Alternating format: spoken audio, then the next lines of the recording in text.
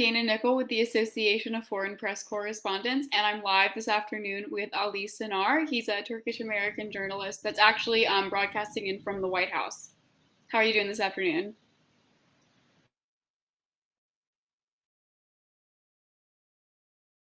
Because Biden is traveling overseas, but I see some international reporters as well.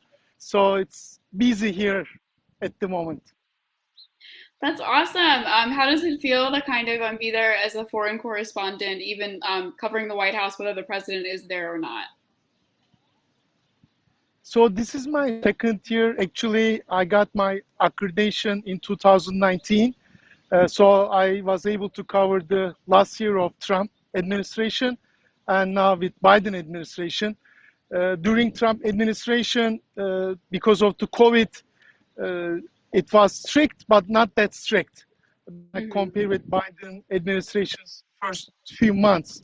Trump administration, we haven't seen people who wears masks, but at the beginning, Biden administration, they were more strict than Trump administration. So I had a chance to compare in the White House how the system works. That's amazing. And I see that you actually started out your career as a marketing representative for Fortune 500 companies. I think it's a very interesting transition to go from marketing to journalism. How did you kind of make that decision and find your passion? So when I was a student doing my master's degree, I was writing articles for the university's publications. And even I started to work for a Fortune 500 company. There was a Turk of America, and still I'm the correspondent for Turk of America magazine. It's the first and only Turkish American magazine in United States. So I was a reporter. At the beginning, I was writing articles, and I became a correspondent and write articles, have special interviews with the United Nations senior officials, New York City mayor, Bloomberg, and so on. As a side job, actually, I was doing journalism since 2002, actually. That's amazing. And you spoke to earlier how you have been covering the tail end of the Trump administration in 2019 and to the beginning of the Biden administration right now. How do you think, because you're reporting to a Turkish audience, how do you think they perceive Biden versus Trump? So during the election, most of the Turkish Americans or Turkish people mostly was supporting, it seems like, Trump administration because he was more softer than Biden. When you look at the Biden campaign, he was criticizing Turkey, and we see that separation between Turkish Americans and Turkish people. So different perspectives for Biden and Trump administration. But at the end, you know, people comes and goes. I'm talking about the Turkish government as well. It's people to people matters. So the Turkish Americans, which we covered the news here and in Turkey, they are more interested on Turkey-US relationship, no matter who is the president. Mostly US-Turkey has a strong partnership since 1952. So always White House news, State Department news are one of the top news for Turkey. So I was, you know, very lucky to cover the foreign affairs for Turkish audience. That's amazing. And I see that you do a lot of work to help kind of maintain the relationship between the United States and Turkey. How do you think your career as a foreign correspondent for a Turkish audience helps build that relationship up? So first of all, I'm always on the field. I am at the Pentagon, White House. So I'm not just sitting at the office and write articles or news. I'm on the field, come to White House often, talk and attend to press briefings. Last week, as you know, now they lift the COVID requirement restrictions. So including all foreign correspondents, we are able to join the press conferences. So the Turkish audience are able to listen and learn the latest updates from the White House correspondents. Yesterday, Biden and Erdogan met. I had 11 live broadcasting in 6 hours. So it was a crazy day. So I'm really lucky to give the latest developments from the field. That's amazing. And how do you think COVID-19, because you said a lot of your work is in the field, how did the pandemic impact your ability to physically go and be places as a reporter? So, of course, mostly press conferences have been done virtually. Same with the State Department, United Nations. So, especially for 6 months, I'm talking about the last year, it was difficult for us because being in the press briefing room and asking questions one-on-one is different from asking questions virtually, because eye contact is very important for us, for the correspondents. So there were some difficulties, and especially for the White House campus, there were restrictions. We had to take PCR tests every day if we want to be on the ground.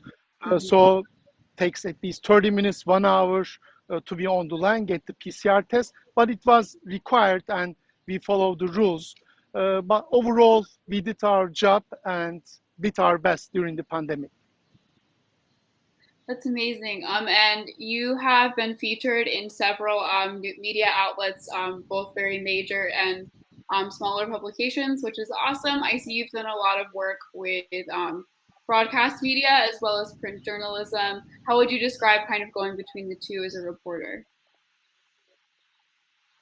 So, as an example, CNN Turk, it's the official division, Turkish division of CNN, Habertürk, and other mainstream TV stations also do a live broadcasting for them, as well as I was on Fox Business, Bloomberg, CNBC as a journalist. So I was able to be on the American media as an international foreign correspondent, and at the same time being on the local publication and as well as the big Turkish TV networks. It's very different, of course, when I compare American media versus Turkish media, but over good experiences. I have met a lot of colleagues from the American side and build a great network. So these are the good advantages to learn more and expand my journalism experience.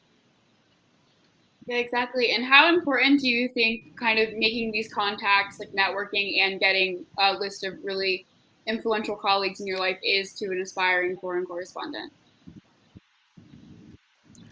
So, I mean, for journalists, I don't know what's going to happen next year. I mean, I might go and work for a different publication or a different news agency, but keeping the good network is very important, because you build your network, you meet a lot of people, and they see your hard work, what you do. When it comes to foreign policy, I have lots of American colleagues. They work for CNN, Fox, and other big major network. When it comes to Turkey-US relationship, they ask what's happening in Turkey, especially the latest developments yesterday, Biden, Erdogan.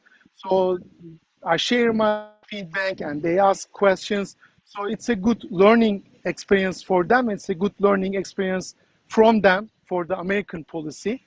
So I can say number one is the network, and number two is possible new opportunities for the career. Definitely. And you've been featured in various broadcast networks for your experience and expertise as a foreign policy official. How do you think that your work as a reporter for Turkish media has kind of helped you be able to have an expertise in that area? So it depends on your hard work. If you have great interviews, I did a lot of interviews. As an example, former NATO commander Stavridis, another general Wesley Clark, Ambassador James Jeffrey. So I had a chance to interview with the top admirals, generals, ambassadors, and this is a good reference for me to have a much better interviews for my work, at the same time covering different stories when it comes to Turkey-US relationship. So making a difference, I think, is the most important part for the journalism. Be the front runner, be the first who break the news and share with the public and audience. Sometimes not just the Turkish media, Azeri news or Balkan countries, news agencies also follow our stories. So it's important to expand the coverage, not just Turkey, expand to your neighborhood as well. Definitely, I agree that's very important. And in your career, you've covered such a wide variety of stories and topic areas. What would you say is a story that meant the most to you and why? Especially during Trump administration, he hosted Erdogan at the White House 4 hours. It was a record because Turkey and US right now doesn't have a good relationship and a lot of problems between two NATO allies. And at some point, Trump and Erdogan, they were balancing the relationship with their personal communication. And it was the first time United States president hosted a Turkish leader over 4 hours at the White House. And lots of journalists, we don't know what's happening inside. Some senators, they were coming in and coming out. So it was an interesting 4 hours, and my TV networks pushing us, what's happening? Can you learn more? So I was the correspondent to a live interview when it's finished before they had a joint press conferences. So these are kind of like you are competing with the time for these important meetings. So this is one of them. I have a lot, but it was an interesting moment in 2019 at the White House. Definitely. And when officials do have closed door meetings like that, what do you think are some challenges as a correspondent in the field on the ground trying to get those answers, trying to figure out what's going on in the room? So it depends who are in the ground. Sometimes we might see the national security advisor walking and going to have an interview with the mainstream media here, Yeah. or the spokesperson, Pisaki. So you are able to see officials on the Yeah. campus at the White House. So, and you can nicely ask question if they would like to answer it. So try to get some, information what's happening. But of course, it's not easy, especially Biden administration, perfect rules. They have a perfect system, regular press meetings and conferences. They keep us posted on a daily basis. So there's a system. If it's foreign affairs related questions, the spokesperson said, I'm going to refer to the State Department. If it's military, Pentagon.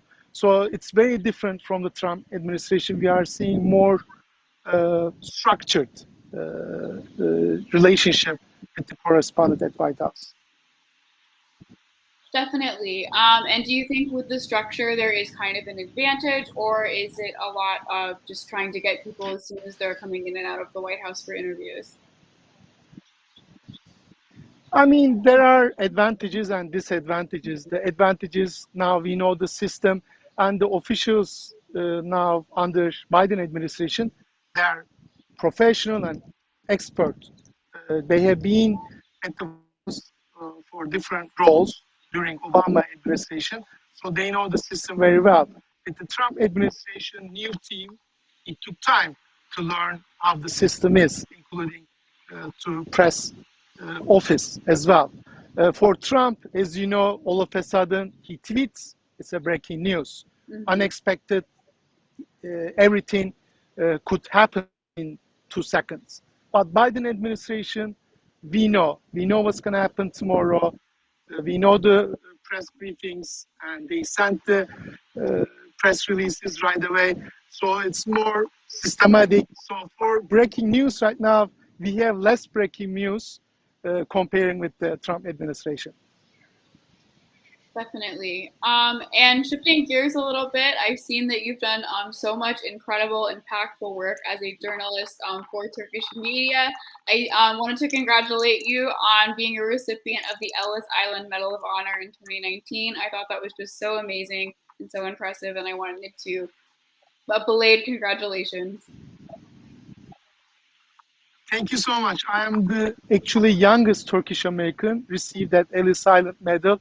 Actually, 7 United States presidents also have received that medal. So I'm an immigrant, moved to United States 23 years ago, proud Turkish American, and the United States gave us a lot of opportunities, and being also correspondent and learning a lot.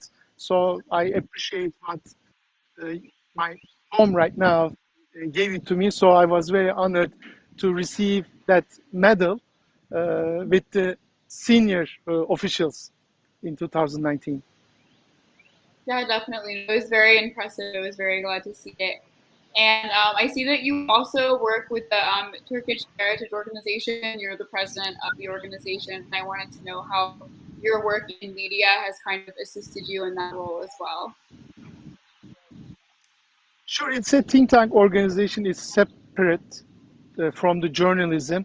You know, some correspondents and journalists, they also, work on associations, they're ethnic organizations. So this is more improving Turkey-US relationship. It's bipartisan. It's not, sponsored by private companies, very transparent. And the important part of the work is improve the relationship, organizing panels, conferences, and there's a separate team that they work on different grassroots events. So I'm keeping my journalism from that role, but of course it's a good experience, especially being in Washington, D.C. Being in the think tank work is also a good advantage, build a great network at the same time. And you also interact with many people and build your network. So it's a good experience. Definitely. And you've kind of had your hand, you've done work with marketing, different foundations, think tanks, organizations, as well as journalism. I think that is so impressive. Is there anything else you would want our listeners to know about your career as a foreign correspondent? So first of all, I'm very honored to join your program, and also I'm very happy to be a member of the association. This is my second year, and I attend some great events before COVID-19. So our organization, I can say, is doing an amazing job to bring all foreign correspondents, especially in New York, because I'm commuting back and forth New York to DC.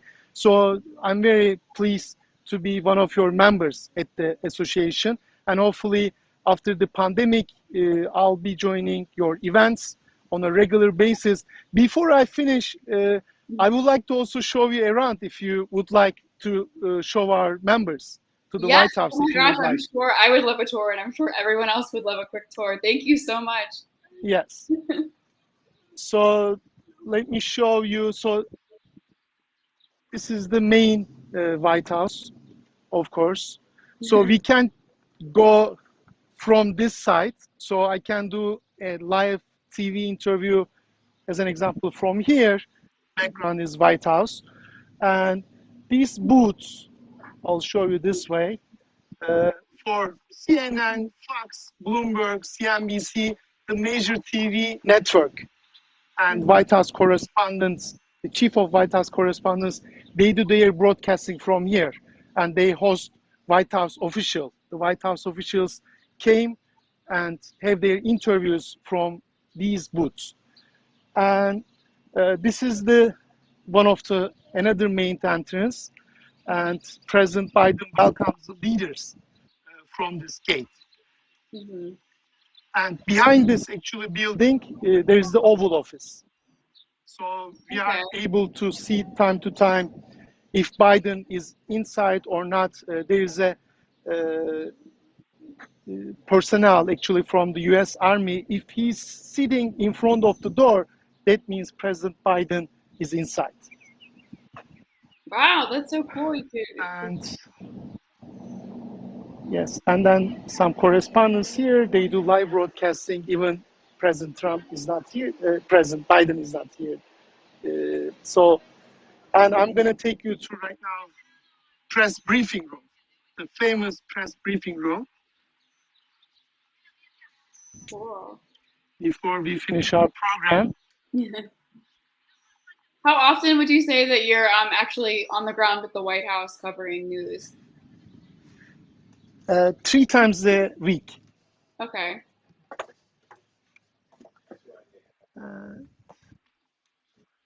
Wow.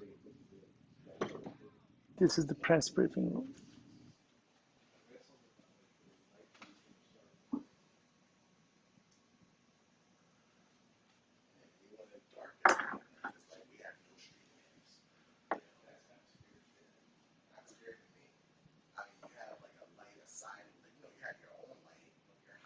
That's amazing, and it's definitely, with restrictions being lifted a little bit, definitely easier to get a spot and sit in there and report on what's going on. Yes. And then this hallway goes to the correspondence. Let me show you, go this way.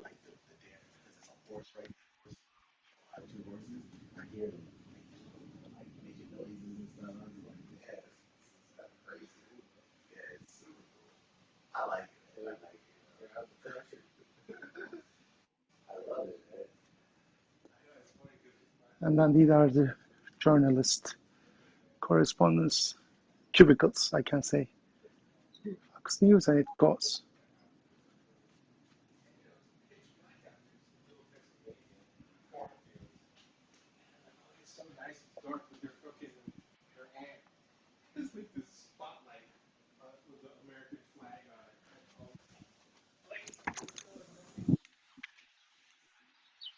Yeah, so this is the little White House tour for you and for our members.